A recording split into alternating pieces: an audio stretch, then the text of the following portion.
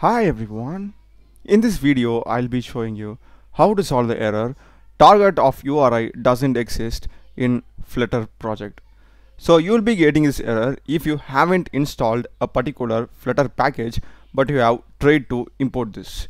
So in my case I am trying to import the Firebase core package. I am using some of its function but I haven't yet added it in my dependency. So the simplest way to solve this issue is you'll be having this dart word over here, right? So we just need to basically copy this word before the dot keyword, copy this and run the command flutter space pub space add space and paste the package name. So this is the exact same thing that they have given in this documentation. Okay, so you just need to run this command and replace this particular word with the word that you have over here or your package name. Just run this